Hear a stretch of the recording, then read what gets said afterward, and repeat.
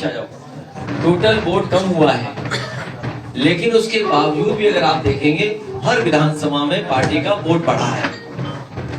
और भोगांव आलोक साकी के विधानसभा ने तो कमाल कर दिया कि जिस विधानसभा को हम और आप लोग ये मान के चल रहे थे कि हम लोग पीछे रह जाएंगे, लेकिन भोगांव की जनता ने का भी मैं आभार प्रकट करता हूँ। अभी मैं बहुत सारे कार्यकर्ता नेताओं से मिलकर के आया हूँ। एक बार फिर भोगांव के कार्यकर्ता जो जिम्मेदार लोगों ने बुला करके फिर मिलूंगा मैं, खासकर सेक्टर और बूथ के प्रभारियों से। तो एक तो हर विधानसभा जीत गए, और अभी कुछ दिन पहले चुनाव हुआ था तो बीजेपी की जो नकारात्मक राजनीति थी उसके खिलाफ मतदान हुआ है। इस चुनाव के बाद मैनपुरी की जनता ने जो मतदान किया उसके लिए मैं संकल्प लेता हूं, और हम सब लोग संकल्प लेते हैं कि जो नेताजी ने रास्ता दिखाया, जो समाजवादी विचारधारा को लेकर के आगे आए, जो समाजवादी आंदोलन बढ़ा और सौहार्द की राजनीति, और हम संकल्प और प्रतिज्ञा इस बात की भी लेते हैं कि सकारात्मक राजनीति करने का काम हम समाजवादी लोग मिलकर के करेंगे। ये हमारे चुनाव परिणाम के बाद हम सभी समाजवादी पार्टी के कार्यकर्ता नेताओं से अपील करता हूं कि वो एक प्रतिज्ञा लें और सौहार्द की राजनीति और सकारात्मक राजनीति करके हम लोग जनता की सेवा करते हैं। बसपा ने अपना प्रत्याशी नहीं उतारा था, उन्होंने सोचा था सीधा लाभ भाजपा को मिलेगा, वो भाजपा को ना मिलकर सीधे समाजवादी पार्टी को लाभ हुआ। ये क्या रणनीति रही समाजवादी की जो इस तरह का पूरा दलित वोटर जो पूरी बढ़ चढ़ के समाजवादी को समर्थन दिया था?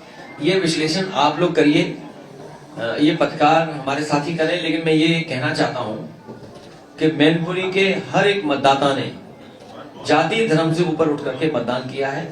और जो विकास दिखाई दे रहा है, सैनिक स्कूल, आप बताइए कौन बनाता सैनिक स्कूल? नेताजी न होते तो क्यों आता सैनिक स्कूल? इंजीनियरिंग कॉलेज, इस जिले को चारों तरफ से 4 लेन सड़कों से जोड़ना।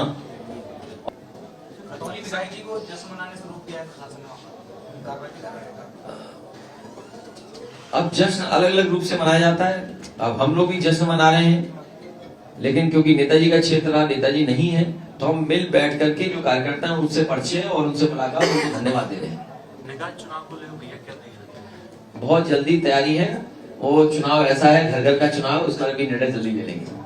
भैया भाजपा यूनिफॉर्म सिविल कोड को लेकर लगातार प्रयास कर रही है, इसको लेकर भारतीय सभा का क्या स्टैंड रहेगा? भारतीय जनता पार्टी जानबूझ करके वो मसले उठाती है जिससे समाज में दूरियां पैदा हो, खाई पैदा हो। इसीलिए मैंने आपसे कहा कि समाजवादी पार्टी सौहार्द की राजनीति, मेल जोल की राजनीति जो नेताजी ने सिखाई, और जिस तरीके से भाईचारे की राजनीति नेताजी से उसी रास्ते पे चलेंगे। इस तरह के बिलों का कभी भी समर्थन समाजवादी पार्टी नहीं कर सकती है, इस बिल का पूरा विरोध समाजवादी पार्टी करती है। आप बताइए, मैनपुरी पूरा दिखाइए, डिवाइडरों पे सांड बाबा बैठे कि नहीं बैठे? किसी तरफ चले जाइए आप। अभी मैं देखता आया हूं, अभी मैं भोगांव से आया हूं, डिवाइडर पे आराम से बैठे हुए हैं हमारे सांड बाबा। सर, योगी जी ने जो है कानून व्यवस्था को लेकर बोला है कि अगर कहीं लाल बत्ती पर कोई किसी चौराहे पे कोई अपराधी अपराध करता तो अगले चौराहे पे ढेर हो जाएगा। देखिए, बातों से नहीं होगा, मुख्यमंत्री जी को खुद स्वीकार करना पड़ेगा कि लॉ एंड ऑर्डर खराब है। अगर लॉ एंड ऑर्डर वो स्वीकार कर लें, उस दिन से लॉ एंड ऑर्डर ठीक होगा। ये सरकार स्वीकार ही नहीं कर रही है और इसी में से इतने अपराध हो रहे हैं। और अपराध को स्वीकार करेगी सरकार के लॉ एंड ऑर्डर खराब है तो लॉ एंड ऑर्डर बेहतर होगा। सरकार स्वीकार करने के लिए तैयार नहीं है। अपराध उनको समाजवादी पार्टियों में ही दिखता है हमेशा, भाजपा में ऐसा लगातार लोग भी होते हैं और आम आदमी पार्टी के लोग। ये आप प्रेस के लोग समझदार लोग हैं, उनकी बातों में मत उलझो। बीजेपी के पास सब अपराधी आज बीजेपी के साथ हैं, जितने माफिया हैं सब बीजेपी के साथ हैं। और लॉ एंड ऑर्डर ठीक होना है तो मुख्यमंत्री जी को खुद स्वीकार करना पड़ेगा लॉ एंड ऑर्डर खराब है। भ्रष्टाचार अगर हो रहा है तो मुख्यमंत्री जी को खुद स्वीकार करना पड़ेगा कि हाँ, उनकी सरकार में भ्रष्टाचार हो रहा है। जब ये स्वीकार करेंगे तभी सुधार की तरफ जा सकते हैं। सरकार स्वीकार करने के लिए तैयार ही नहीं है। चाचा को कोई बड़ी जिम्मेदारी मिलेगी? बहुत जल्दी जिम्मेदारी मिलेगी। पत्रकार साथी लगातार यही सवाल पूछो, यही सवाल है। सर, पंजाब में आतंकवाद हमला हुआ है आम आदमी की सरकार बनने के बाद, वहाँ पे खालिस्तान समर्थकों का एक्टिव हो गए हैं, इसको लेकर मेरी जानकारी में नहीं है, ना मैंने उसके बारे में जानकारी, क्योंकि सेंसिटिव मामला है, उसमें कोई बात कहना अभी ठीक नहीं है। और मैंने तो सुना है एक मिठाई वाली दुकान पर बीजेपी वालों ने ऑर्डर दे रखा था एडवांस में लड्डू बनवाने का, वो भी पैसा कन्नौज वालों का था। आप पता करवाइए, कुछ साथी मिठाई वाले पता करवाइए कि ये बीजेपी वालों ने, इसलिए उन्हें हर बात बुरी लग रही है। भैया एक आखिरी सवाल, अब खत्म करो भाई। भाजपा के लोग कह रहे हैं कि चाचा सुखपाल सिंह ने अखिलेश जी को आशीर्वाद इसलिए दे दिया क्योंकि हमने उनको टिकट नहीं दिया। ये क्या है भाजपाइयों का? कौन टिकट लेगा उनसे? 3 लाख से हार गए, टिकट लेगा तुमसे? इतना बुरे जनता ने हराया आपको, टिकट कौन लेगा तुम्हारी? आज भाजपा के 100% एफर्ट के बाद सपा की ऐतिहासिक जीत, क्या लगता है कि एजेंसियों का दुरुपयोग अब देखने को मिल सकता है? देखिए ये एजेंसियों, क्या है एजेंसी है? जैसे चुनाव में क्या किया है? पुलिस भेज दी, सेंट्रल फोर्स भेज दी। सेंट्रल फोर्स को तो पता नहीं था ना कि गांव किसके हैं, तो यहाँ का लोकल स्तर का अधिकारी उन्हें गाइड करता था कि यहाँ इस गांव में चलो। जैसे मैं एक कार्यक्रम में गया यहाँ मैनपुरी में, पूरी सेंट्रल फोर्स, उसे गली नहीं पता होगी, लेकिन मैंने देखा आगे आपके लोकल थाने का अधिकारी चल रहा था, तो वो गली गली घुमा रहा था। सेंट्रल फोर्स गली गली घूमी, जीता कौन?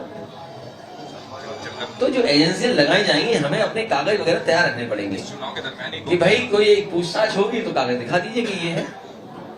चुनाव के दरमियान ही गोमती रिवर फ्रंट वाला मामला भी आ गया था। देखिए ये कुछ नहीं है, आप ये केवल लोगों को बदनाम करने के लिए है। जैसे आपके यहाँ ना ब्रेकिंग न्यूज है, जो सूत्र है वो एजेंसी है।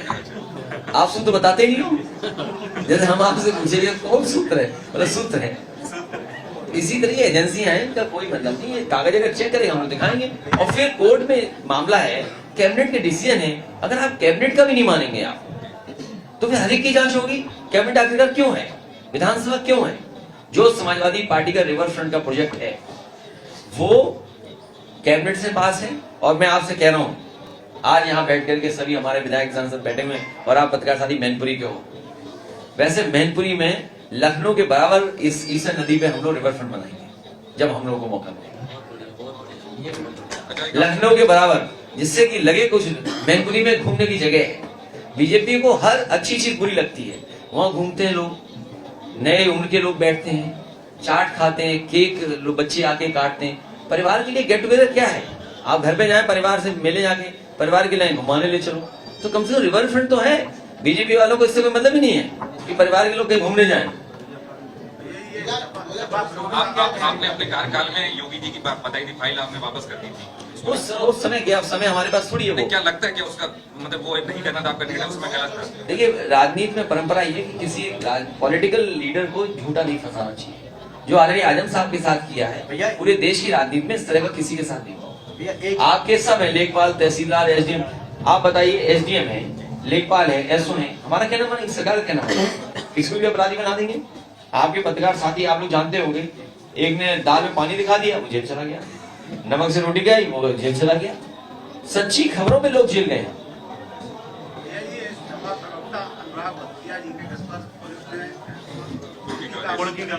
देखिए वो जो हो सकता है उसकी कोई भावना नहीं रही, कोई गलत उनकी, कुछ उन्होंने कह दिया सच। भाई परिवारवाद क्या है? बीजेपी वाले चिल्लाते हैं परिवारवाद, चिल्लाते कि नहीं चिल्लाते? क्या मुख्यमंत्री जी के परिवार के वो नहीं थे? अगर उस स्थान पे वो न होते तो शायद मुख्यमंत्री जी यहाँ नहीं होते। ये स्वीकार करना चाहिए उन्हें। हाँ कोई शब्द चयन में कहीं गलती हो गई होगी, सुनने में किसी गलती हो गई, लेकिन उसकी भावना ऐसी नहीं थी। लेकिन अगर आप उसके घर पे कुर्की कर रहे हैं तो भाजपाई लोग हमें टोटी नहीं बोलते थे, ये जितने बोलते थे टोटी टोटी टोटी, इन सब पे कार्रवाई होगी समय आने पर। वो तो सब डॉक्यूमेंटेड है हम लोगों के पास। सर मैनपुरी में 1 साल के लिए उपचुनाव का 1 साल के, इसमें कितना सर मैनपुरी को विकास देंगे? हमारा जितना भी निधि का पैसा इनका और जितनी भी योजनाएं रुकी पड़ी हैं सब चलवा दूंगा मैं। और ये टूरिज्म मंत्री जो है जीरो बजट लिए घूम रहे हैं, इनसे तो कहेंगे यहाँ पे कुछ हब बनाए टूरिज्म का, तब तो मानेंगे मंत्री हैं। 24 में से अगर न इनसे काम करवा ले तो कहिए काम आप। 24 में से मैं आपसे कह के जा रहा हूँ, इनसे मैं काम करवा दूंगा। इन्हें करना पड़ेगा टूरिज्म काम, नहीं तो मंत्री का है क्यों? देखें क्या बनाते हैं यहाँ पर हम नहीं कागज में नहीं, अरे मंत्री लाएंगे अब हारने के बाद ज्यादा पैसा लाएंगे ये हमारी जिम्मेदारी है। सैनिक स्कूल को बजट दिलवाना, इंजीनियरिंग को बजट दिलवाना और टूरिज्म का कोई बड़ा हब बनवाना, ये हमारी जिम्मेदारी है।